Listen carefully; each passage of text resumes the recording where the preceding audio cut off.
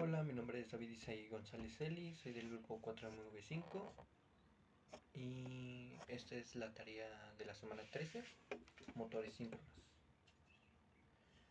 Bueno, voy a estar respondiendo las preguntas de la tarea. La primera pregunta es: ¿cuál es la frecuencia de la corriente alterna que es suministrada en los hogares de México? Bueno, en México y otros países de América Latina, este, para la electrificación doméstica y comercial se usa un sistema trifásico con tensión entre fases de 222 volts. Entre una fase y neutro, la tensión es de 222, no, de 220 volts. Entre la fase y neutro, la tensión es de 220 volts, que sobre raíz de 3, que es igual a 127 volts. La siguiente pregunta es: ¿cuál es la frecuencia SEA que es suministrada en los hogares de Francia? Bueno, en Francia la corriente estándar es de 230 volts con una frecuencia de 50 Hz. Es, es esa la frecuencia. La frecuencia es de 50 Hz. En la industria, la siguiente pregunta es: en la industria eléctrica, ¿dónde se aplican los motores síncronos? Bueno, los motores síncronos son llamados... sí. Los motores síncronos son llamados así porque la velocidad del rotor y la velocidad del campo magnético del estator son iguales. Los motores síncronos se usan en máquinas grandes, en máquinas que tienen una carga variable, que no tienen una carga estática y necesitan una velocidad constante. Y, sí, por ejemplo, si tengo una máquina que necesita variar pesos para poder realizar un trabajo, lo más factible es utilizar un motor síncrono, ya que este es el que le puede dar para el trabajo para el trabajo que se necesita con pesos variables, puede dar una velocidad constante sin importar el peso que varíe.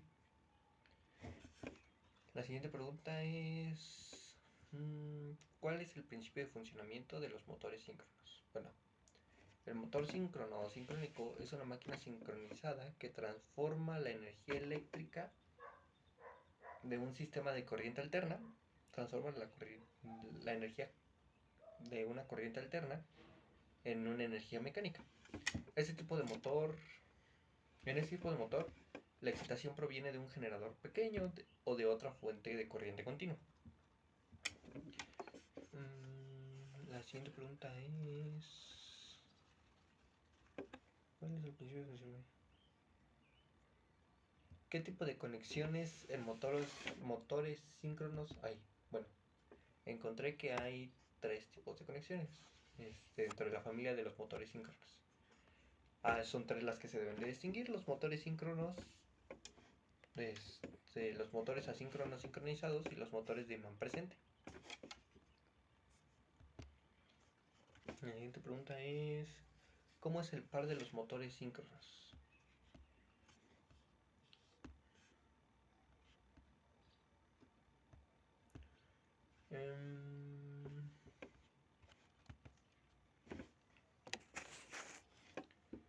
¿Cómo, ¿Cómo es el par de los motores síncronos con respecto a los monofásicos? Bueno,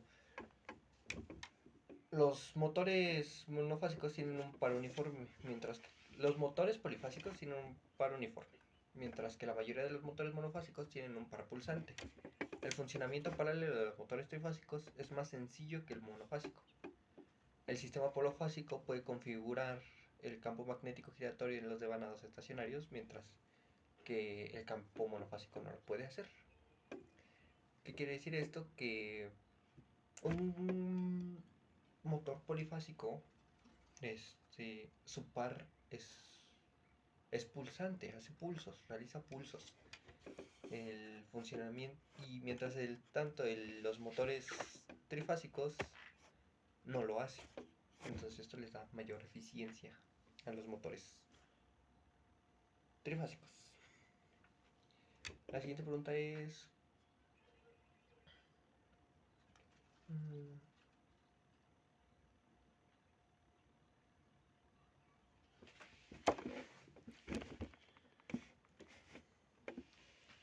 La siguiente pregunta es, ¿cómo es la velocidad de los motores síncronos con respecto a los motores monofásicos? Bueno, en los motores síncronos, el rotor gira a la misma velocidad que el campo magnético del estator, y que es igual a 60, multiplicado por la frecuencia de la tensión de la red eléctrica a la que está conectado el motor, dividido por el número de pares de polos del motor, siendo esta velocidad conocida como velocidad de sincronismo.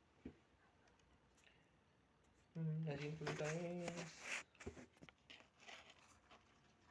básico, ¿cómo es la velocidad de los motores síncronos?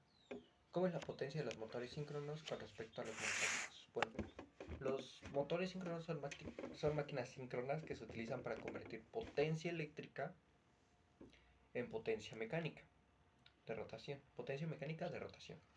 La característica principal de este tipo de motores es que trabajan a velocidad constante, como ya lo había mencionado, que depende solo de una frecuencia de red y de otros aspectos construidos en la máquina.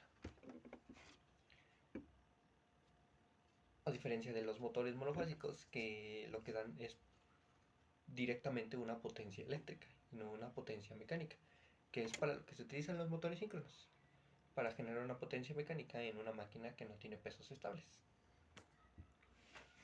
La siguiente pregunta es, ¿cuáles son las aplicaciones de los motores síncronos? Bueno, como se pudo dar a entender, las aplicaciones de los motores síncronos son variables, son vastas, son muchas. Entre las más típicas que pueden decirse pueden ser las trituradoras, los molinos, las cintas transportadoras. Las cintas transportadoras son un ejemplo bastante apegado a la definición para un motor síncrono, ya que, por ejemplo, si lo damos en una cinta transportadora en un centro comercial, pues esta mantiene pesos variables entre gente. Por ejemplo, puede subir una persona que pesa 50 kilogramos, una persona que pesa 70, 80 kilogramos, una persona que pesa 100 kilogramos, y la máquina, la banda eléctrica no va a parar por la diferencia de peso, que es lo contrario a a los motores monofásicos, que tienen una cierta potencia. Por ejemplo, si un motor monofásico, una persona está hecho para que una cinta soporte el peso de 50 kilogramos, si le subes a una persona de 60 kilogramos, lo que va a pasar con el motor de 60 a 70 kilogramos, lo que va a pasar con el motor es que se va a sobrecalentar. Y esto va a generar una falla dentro del motor. Y esto es lo que evita un motor síncrono, que haya fallas, a diferencia, aunque haya una masa variable entre, entre el uso de la máquina, entre el uso de la banda transportadora.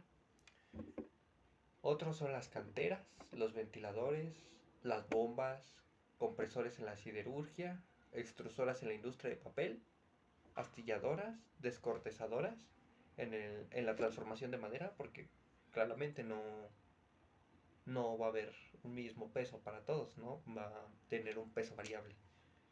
Bombas en el tratamiento y bombas en el tratamiento de aguas residuales. Y bueno, eso sería todo.